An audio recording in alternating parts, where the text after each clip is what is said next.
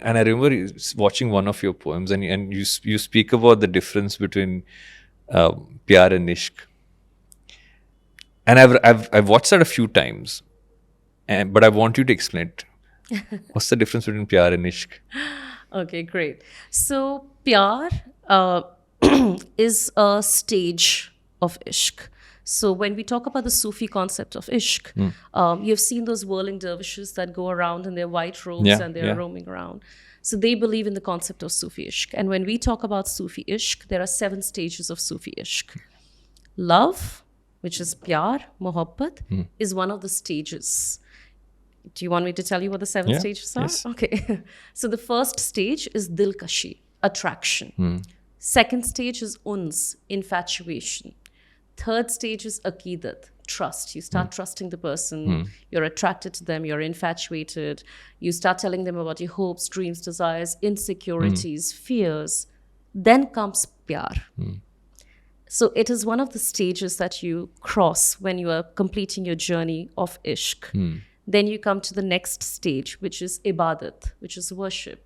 Then you come to the 6th stage, which is junoon, passion, madness. You can't live without this person. They become a very integral part of who you are, of your being. And then comes maut, which is maut of your ego. Yeah. That means you don't think about everything as meh, everything is hum.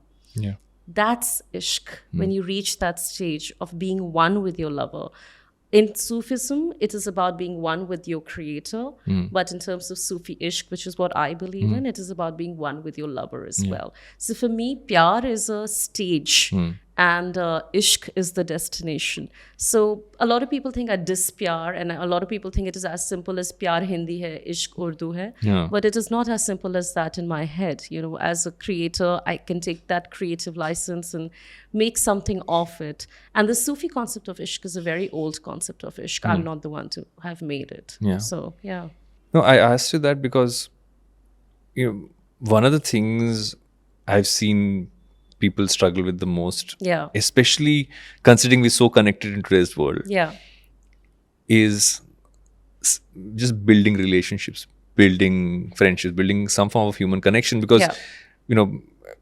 I say this often, we're more connected than we've ever been, but we're actually more disconnected True. in so many ways. Yeah. From what you observe, how do you look at the place love and relationships are in today, and which parts of those are almost like marinating right now in your head? Right.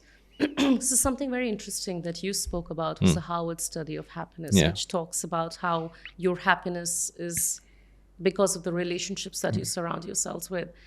I agree, but I also disagree. I don't think I define my happiness by my relationships. I think for me, I can only be in a happy relationship if I'm happy with the person that I am. And I know it is cliche, but I also know that there is a lot of truth in it. If I'm not happy, if I'm not content, if I don't like who I am, I don't think I can be the best man on the planet and I will still not be happy with him or happy for him. Yeah. And I think that's where the disconnect is. So I think love is definitely essential in life. And to me, it has always been a very integral, a very innate, a very trying to find the perfect word for it, intense need since I was a little girl. You know, I first fell in love when I was 12 years old.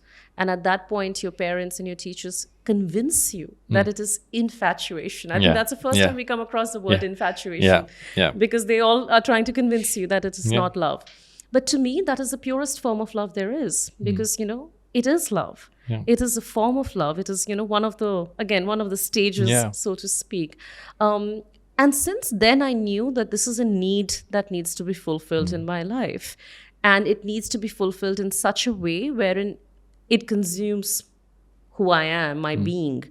But later on in life, I have realized that that need for love, that need for acceptance that I was looking for in other people was actually, again, a very internal thing for me. I needed to love myself. I needed to accept myself. Yeah. I needed to fall head over heels intensely, consumably in love with who I was as a person in order to love others and be truly loved by them.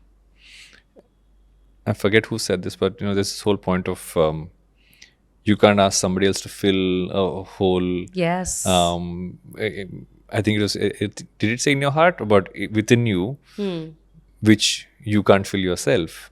That's a great And- way of saying it. Yes. And I feel it. That's an important thing to think about, because you're not expecting the other person yeah.